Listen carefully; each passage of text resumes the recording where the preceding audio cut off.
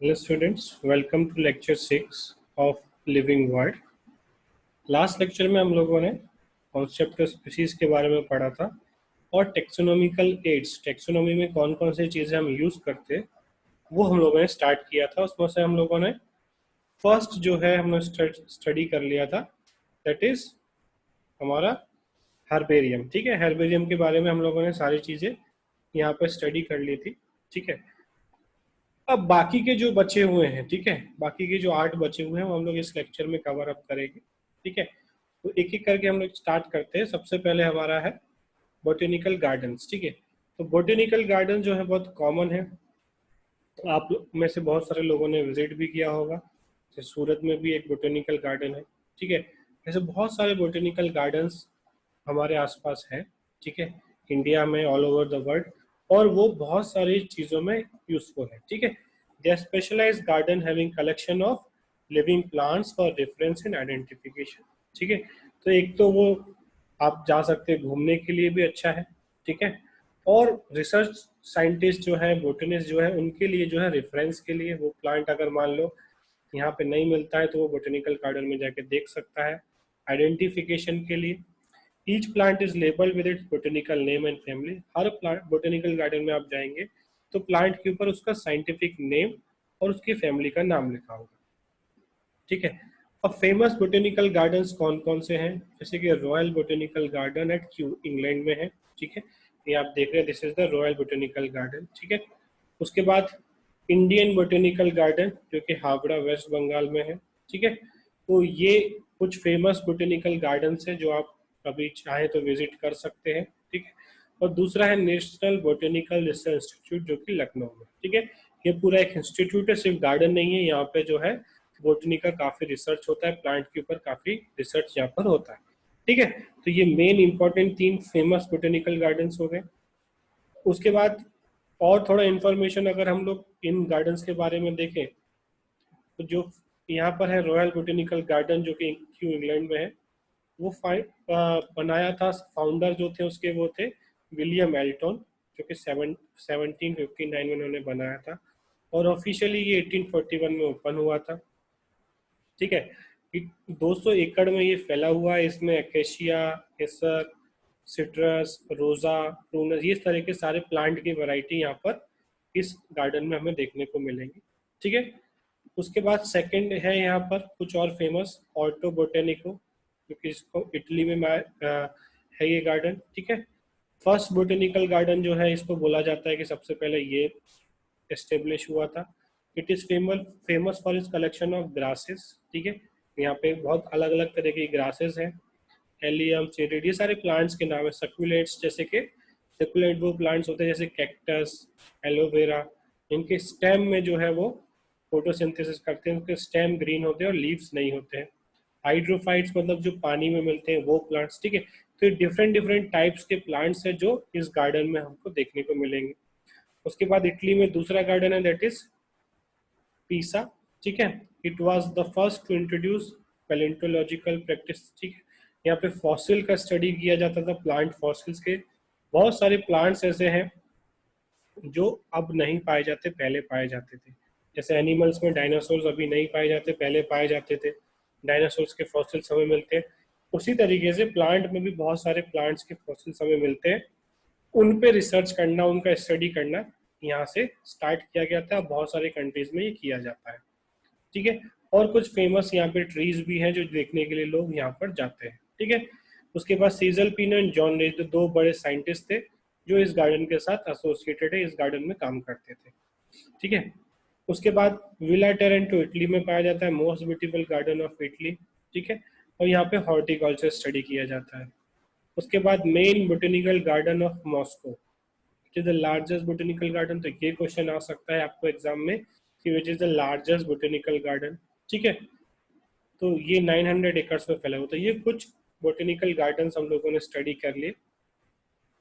ठीक है, उसके बाद इंडिया में फर्स्ट इंडियन बोटेनिकल गार्डन जो कि कोलकाता में मिला, एस्टेब्लिश किया हुआ। ठीक है, इट वाज फाउंडेड इन 1787। शुरुआत हुआ इस गार्डन का 1787 में by lieutenant colonel Robert Kyd. It covers an area of 273 acres and contains collection of world's tropical plants. ठीक है, तो ये इंडिया का पहला गार्डन था जो कि रॉबर्ट किड ने स्टेब्लिश किया. It is one of the greatest botanical garden of the world and one of the first to be established in tropics. ठीक है, तो ट्रॉपिकल रीजन है जहाँ पे हमारा इंडिया आता है, उस ट्रॉपिकल रीजन में स्टेब्लिश होने वाला ये पहला गार्डन था. ठीक है, और काफी अच्छा ये गार्डन है जो कि कोलकाता में है. ठीक है, उसके बाद William Roxburgh who is known as father of Indian botany. ठीक है, इंडियन बॉटनी के फादर है.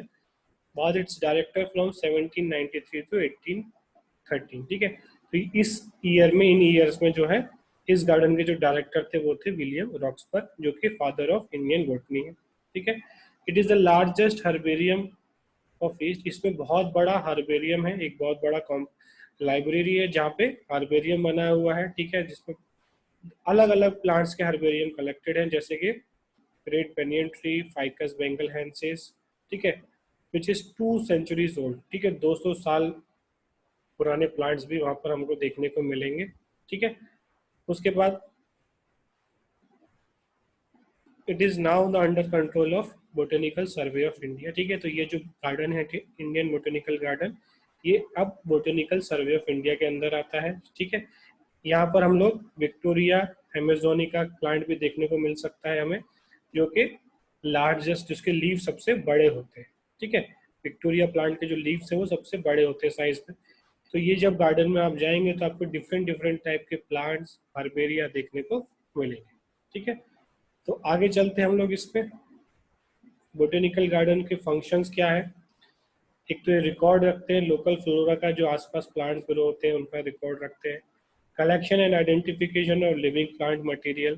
ठीक है, supply seed and material for botanical investigation. ठीक है, जो वहाँ पे प्लांट है उनके सीड्स को स्टडी करना, उनको दूसरे जगह पर सप्लाई करना. ठीक है, उसके बाद नॉर्मल विजिटिंग के लिए भी ये गार्डन्स यूज होते हैं.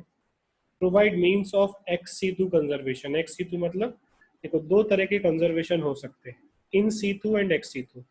जो चीज जहां मिलती है वहीं उसे कंजर्व कर दे तो उसे हम बोलते हैं इन सीटू कंजर्वेशन. ठीक है, जैसे मान लो सूरत में टाइगर पाए जाते हैं, तो उसको वहीं पे हम लोगों ने जू बना के या गार्डन बना के वहीं पे टाइगर्स को रखा, तो वो हुआ इन सीटू कंजर्वेशन.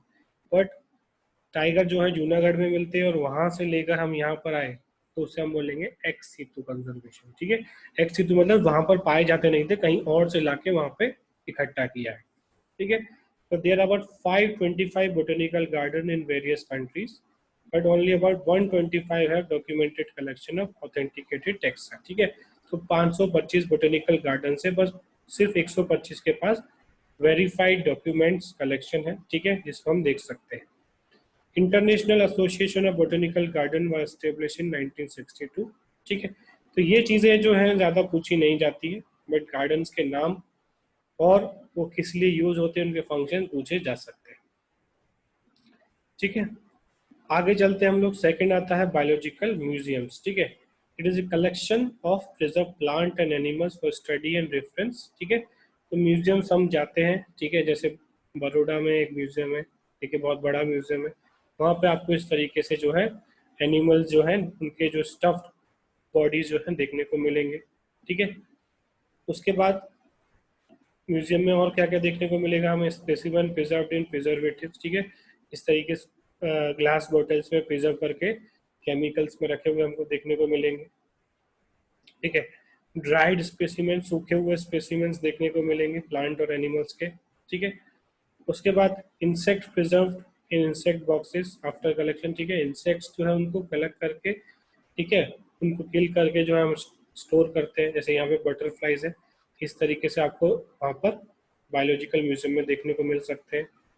उसके बाद लार्ज एनिमल जो है उनका जो है ऊपर का फर जो है उसको स्टफ करके हम स्टोर कर सकते हैं. ठीक है, तो ये सारी चीज़ें आपको बायोलॉजिकल म्यूजियम में देखने को मिलेंगी. उसके बाद कलेक्शंस ऑफ एनिमल स्केलेटन्स. ठीक है, एनिमल के डिफरेंट डिफरेंट स्केलेटन्स देखने को मिल सकते हैं. ठीक है, जैसे ये मेमोथ है जो कि पहले एलिफेंट जैसा होता है, मेमोथ बोलते हैं इसको. ठीक है, बड़ौदा म्यूजियम अगर आप देखने जाएंगे तो वहाँ पर आपको एक लार्ज वेल का जो है स्केलेटन देखने को मिलेगा. बहुत बड़ा जो है वेल का स्केलेटन वहाँ पे हुआ है. वैसे अगर आप सूरत में जो फिश एक्वेरियम है अडाजन में, वहाँ जाएंगे तो आपको वहाँ पे भी एक स्केलेटन देखने को मिलेगा, जो कि सूरत के बीच पे ही जो है मिला था। ठीक है, तो ये सारी चीज़ें आप वहाँ जाके देख सकते हैं। ठीक है, कि मोस्टली जो है विजिटर्स के लिए यहाँ पे ज़्यादा कोई रिसर्च एंड एजुकेशन रिलेटेड हुआ नहीं होता है। ठीक है, उसके बाद जूलॉजिकल पार्क्स। जूलॉजिकल पार्क बहुत सारे लोगों ने विजिट किया होगा। ठीक है, सूरत में भी जो है सरथाना में जूलॉजिकल पार्क है।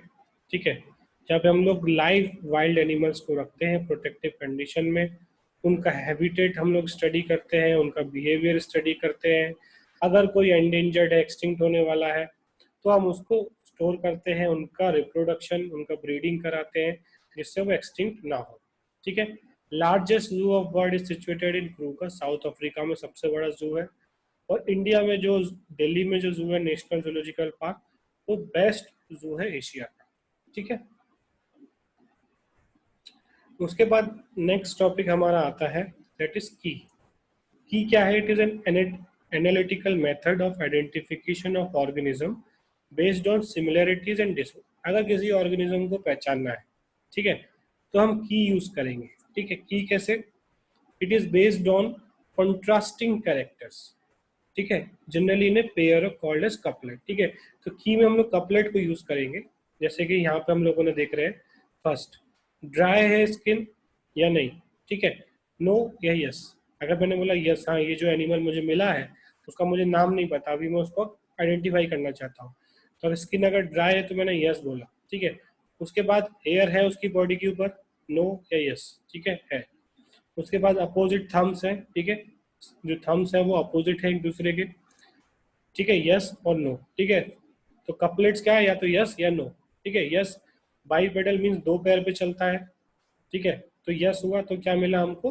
ह्यूमन हुआ। तो इस तरीके से हम लोग दो क्वेश्चंस पूछ के कपलेट में यस और नो में हम लोग इस तरीके से इसको क्लासीफाई कर सकते हैं। ठीक है, तो जो हमको फाइनली वो ऑर्गेनिज्म जो हमें मिला है उसको हम आइडेंटिफाई कर पाएंगे। ठीक है, तो इसको हम बोलते हैं की। ठीक है, ये एनसीईआरटी में भी दिया हुआ है। इस एग्जाम्पल से आप बहुत अच्छी तरीके से इसको समझ सकते हैं। इसमें कपलेट दो क्वेश्चंस पूछे जाएंगे। इसमें आपको एक क्वेश्चन पूछा जाएगा जिसको हम लोग यस और नो में आंसर करेंगे, जिससे हम प्रोसीड करेंगे। ठीक है, तो ये समझ गए। यहाँ पे जैसे ड्राई स्किन था, क्वेश्चन आया ड्राई स्किन है या नहीं, तो नो बोला, यहाँ पे यस बोला। तो अब ड्राई स्किन किस किस का हो सकता है? लिजर्ड का हो सकता है, या इन सब का हो सकता है। फिर क्वेश्चन पूछा गया हेयर है, हेयर तो है, तो लिजर्ड के ऊपर तो हेयर नहीं होते। उसके बाद पूछा गया अपोजिट थम्स है, तो यस, तो बाई पेडल मतलब दो पैरों पे चलता है, यस, तो हमको मिला ह्यूमन। ठीक है, इस तरीके से और भी आप ब्रांचिंग टाइप बना सकते हैं किसी भी ऑर्गेनिज्म को आइडेंटिफाई करने के लिए। उसके बाद each statement in the key is called as lead. ठीक है, हर एक स्टेटमेंट एक लीड है। ठीक है, लीड मिलता जाएगा तो वो आगे बढ़ता जाएगा। ठीक है, दूसरा यहाँ पे दिखाया जैसे बैक्टीरिया के बारे में। बैक्टीरिया दो तरह के होते हैं, ग्राम पॉजिटिव और ग्राम नेगेटिव। ठीक है, तो ग्राम पॉजिटिव सेल्स हैं, यस, तो ग्राम पॉजिटिव बैक्टीरिया हो गया। रॉड शेप सेल्स हैं, यस, कैन टॉलरेट ऑक्सीजन, तो फर्मेंट लैक्टोज। इस तरीके से हम पूछते जाएंगे क्वेश्चन, तो फाइनली हम लोग उस बैक्टीरिया पे पहुंच सकते हैं जो हमको आइडेंटिफाई करना है। ठीक है, तो ये इस तरीके से हम लोग की को यूज कर सकते हैं टेक्सोनॉमिकल एड्स में बहुत सारे ऑर्गेनिज्म पहचानने के लिए। ठीक है, नेक्स्ट आता है फ्लोरा। इस के क्वेश्चन बहुत बार पूछे जाते हैं, बहुत सिंपल सिंपल है। ठीक है, तो ये आपको याद रखने हैं कि क्या है ये। It is the actual account of habitat and distribution of plant species of an given area. ठीक है, तो इस फ्लोरा क्या है, जैसे यहाँ पे दिखाए हुए हैं डिफरेंट डिफरेंट, ये हैबिटेट और डिस्ट्रीब्यूशन ऑफ प्लांट्स, एक एरिया में, एक गिवन एरिया में जो भी प्लांट है उनका हैबिटेट क्या है, तो पूरे का डिस्क्रिप्शन जो है वहां पर इस बुक में जो है स्टोर किया जाता है, जिसको हम बोलते हैं फ्लोरा। ठीक है, जैसे flora of pan Himalaya, Himalayan areas में कौन कौन से प्लांट हैं, उनका हैबिटेट क्या है, वो कम पानी में जीना पसंद करते हैं, ज़्यादा पानी में। ठीक है, वो सीड्स बनाते हैं या नहीं, वो फ्लावर बनाते हैं या नहीं, क्या उसमें वो प्लांट्स ऐसे हैं जिनमें से कुछ स्पेशल मेडिसिन मिल सकते हैं। जैसे हम लोग जानते हैं कि हिमालयन प्लांट्स में बहुत सारे जड़ी बूटी होते हैं, तो मेडिसिनल प्लांट्स। तो जब हम उनको स्टडी करेंगे तभी हमको पता चलेगा कि कोई प्लांट हमको कुछ बीमारियों में हेल्प कर सकता है। जैसे बहुत सारे प्लांट्स हैं, उनके लीव्स खाने से डायबिटीज़ में है जो है हमको हेल्प मिलती है, ब्लड प्रेशर कम करने में हेल्प मिलता है। ठीक है, तो ये डिफरेंट डिफरेंट हम लोगों ने तरीके बनाए हैं जिससे हम लोग बेनिफिट कर सकते हैं ह्यूमन को। तो फ्लोरा हम लोग यहाँ पर समझ गए, it is the actual account of habitat and distribution of plant species in A given area. एक गिवन एरिया में कितने प्लांट्स हैं उनका पूरा हम लोगों ने जो है इंफॉर्मेशन निकाला। ठीक है, उसका फोटो हम लोगों ने लिया और उनका हैबिटेट पता किया। ठीक है, किस एरिया में वो ग्रो होना पसंद करते हैं। ठीक है, डेजर्ट वाले प्लांट्स उनका हैबिटेट अलग है, जो पानी की नदी के किनारे होते हैं उनका अलग है, जो बहुत ज़्यादा बारिश वाले एरिया में होते हैं उनका जो हैबिटेट है कुछ अलग होगा। ठीक है, कुछ शॉर्ट रहते हैं, हार्ब्स होते हैं, श्रब्स होते हैं, ट्रीज होते हैं। तो वो सारी चीज़ें हम लोग यहाँ पर फ्लोरा में इंक्लूड करते हैं। ठीक है, उसके बाद आता है मैनुअल्स। ठीक है, तो फ्लोरा के बाद हमारे पास आता है manuals. Manuals are the record that contain information for identification of names of species found in area. ठीक है, तो ये जो है मैनुअल्स में क्या है, सिर्फ हम लोग नेम्स करेंगे। ठीक है, जितने भी स्पीशीज एक एरिया में मिलते हैं। ठीक है, मतलब सूरत के आसपास जो है मान लो 10,000 स्पीशीज मिलते हैं, तो उनके सबके नाम उसमें लिखे होंगे। उनके बारे में पूरी इंफॉर्मेशन नहीं होगी, बट उनके नाम जो है उसमें लिखे जाएंगे, जिसको हम बोलेंगे एक मैनुअल। ठीक है, तो इस तरीके से हम लोग जैसे यहाँ पे देख रहे हैं manual of harmful marine algae. ठीक है, तो इसमें पूरे जो उस एरिया में जितने भी माइक्रो एल्गी मिलेंगे हमको, वो सारे के नाम हमको देखने को मिलेंगे। ठीक है, उसके बाद आता है मोनोग्राफ। ठीक है, मोनोग्राफ्स क्या होते हैं? These are the records that contain information on any one taxon। ठीक है, एक पर्टिकुलर टेक्सॉन के बारे में, पर्टिकुलर कैटेगरी के बारे में पूरी इंफॉर्मेशन। ठीक है, मान लो कोई पर्टिकुलर स्पेशल एनिमल हमको मिलता है एक एरिया में। ठीक है, तो उसके बारे में पूरी इंफॉर्मेशन उस मोनोग्राफ में रखी जाएगी। ठीक है, तो ये जो है मैनुअल्स हो गए, फ्लोरा हो गए, मोनोग्राफ हो गए, ये सारी चीज़ें जो है हमको हेल्प करती हैं एक पर्टिकुलर एरिया का पूरा बॉटनिकल जो है डेटा कलेक्ट करने में। जितना ज़्यादा डेटा हमारे पास होगा उतना बेटर हम लोग साइंस को अच्छी तरीके से समझ पाएंगे। हम पूरे लिविंग वर्ड, जो चैप्टर का नाम है हमारा लिविंग वर्ड, उसको हम लोग अच्छी तरीके से यहाँ पर स्टडी कर पाएंगे। ठीक है, तो ये हम लोग समझ गए। उसके बाद आता है हमारे कैटलॉग। ठीक है, कैटलॉग क्या है? ठीक है, तो ये 4-5 कैटेगरी हो गई। ठीक है, it is N alphabetical list of species. तो कैटलॉग में कुछ नया नहीं है, सिर्फ जो लिस्ट है उसमें अल्फाबेटिकल ए बी, ए से कितने स्पीशीज हैं, बी से कितने स्पीशीज हैं, वो सारे उसमें लिखे हुए गिवन एरिया के। ठीक है, समझ गए? तो ये हमारा कैटलॉग हो गया। तो इसमें डायरेक्ट डेफिनेशन पूछे जाएंगे। जैसे कैटलॉग का ये डेफिनेशन हो गया, इससे पहले मोनोग्राफ का डेफिनेशन हो गया। मोनोग्राफ में क्या आता है, एक एक लाइन का डेफिनेशन है, ये आपको याद रखना है। मैनुअल्स, ये डेफिनेशन हो गया। ठीक है, जो इन्फॉर्मेशन करता है स्पीशीज का एक एरिया में। उसके पहले हो गया फ्लोरा, उसका हम लोगों ने डेफिनेशन देख लिया। हैबिटेट और distribution of plant species in given area. ठीक है, तो इस तरीके से हम लोग ये सारी चीज़ों को एक एक लाइन में हम लोग इनको लिख सकते हैं। ठीक है, एक एक लाइन के ये पॉइंट्स हैं, इनको आप अपने नोटबुक में लिख लीजिए और किस में क्या आता है उसको अच्छी तरीके से समझ लीजिए। ठीक है, कि मोनोग्राफ में क्या आता है, फ्लोरा में क्या आता है, मैनुअल में क्या आता है। ठीक है, तो ये सारी चीज़, कैटलॉग में क्या आता है, ये सारी चीज़ हम लोग स्टडी करेंगे, इसको लिख कर याद कर लेंगे। तो सेम एमसीक्यू में आपको हो सकता है एक तरफ नाम लिखे हो कैटलॉग, फ्लोरा, ठीक है, मैनुअल्स, और दूसरी तरफ उनके डेफिनेशंस लिखे हो, आपको मैच द फॉलोइंग आ जाए। ठीक है, 4 मार्क्स का। तो आपको ये इनका याद रखना होगा, कैटलॉग में क्या आता है, मैनुअल में क्या आता है, फ्लोरा में क्या आता है। ठीक है, ये आप रख पाएंगे तो आपको बहुत सारे एमसीक्यूज ऐसे ही आपके सॉल्व हो जाएंगे। ठीक है, तो यहाँ पर हमारा ये चैप्टर जो है कंप्लीट हो जाता है। ठीक है, सारी चीज़ें हम लोगों ने एनसीईआरटी के हिसाब से भी, और बहुत सारी चीज़ें हम लोगों ने एक्स्ट्रा पढ़ी इस चैप्टर में, जो कि नीट में क्वेश्चंस आते हैं, वो सारे हम लोगों ने स्टडी कर लिए। ठीक है, तो यहाँ पे हमारा लेक्चर फर्स्ट जो एनसीईआरटी का बहुत सिंपल लेक्चर है। देखिए, आप ऐसा मत समझिएगा कि सारे चैप्टर्स ऐसे ही होने वाले हैं। ये पहला चैप्टर है 11th का। ठीक है, बहुत ईजी चैप्टर है, इसमें कुछ ज़्यादा इंटरनल सेलुलर नहीं पूछा गया है, इसमें बहुत ऊपर की चीजें ही बताई गई हैं, ठीक है। बट धीरे धीरे जो है हम लोग चैप्टर जो है कॉम्प्लेक्स होते जाएंगे, सेकंड चैप्टर इससे ज्यादा कॉम्प्लेक्स होगा, थोड़ा बड़ा भी होगा, ठीक है। जैसे हम लोगों ने ये चैप्टर 6 लेक्चर में कवर अप कर लिया, वैसा सेकंड चैप्टर नहीं हो पाएगा। सेकंड चैप्टर में हो सकता है 10 12 15 लेक्चर लग जाए, ठीक है।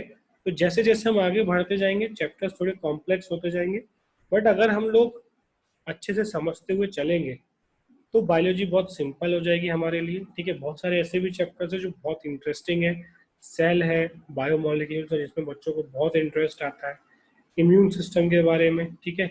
आजकल जैसे कोरोना वायरस फैला हुआ है तो लोग बहुत ज़्यादा इम्यून सिस्टम के बारे में स्टडी करना चाहते हैं, जानना चाहते हैं, तो वो सारी चीज़ें हम लोग उस चैप्टर में पढ़ेंगे, ठीक है। तो अलग अलग चैप्टर्स में अलग अलग बायोलॉजी के सब्जेक्ट पढ़ेंगे। फिर ह्यूमन फिजियोलॉजी आएगा जिसमें ह्यूमन के पूरे system, nervous system, circulatory system, excretory system, ठीक है। तो वो सारी चीज़ें हम एक एक चैप्टर में पढ़ेंगे। तो काफ़ी इंटरेस्टिंग होने वाला है हमारा बायोलॉजी का पूरा जो भी सिलेबस है, और वो बोर्ड के हिसाब से भी ज़रूरी है और नीट के भी हिसाब से।